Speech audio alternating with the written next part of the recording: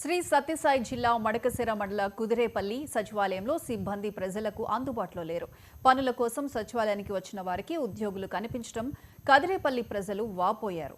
ఏం చిన్న పని కావాలన్నా గంటల తరబడి సచివాలయం ముందు పడిగాపులు కాయాల్సి వస్తోందని స్థానికులు వాపోయారు.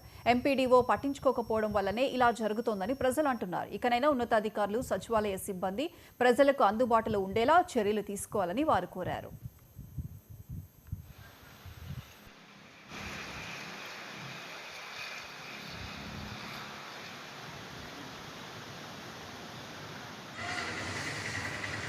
Police station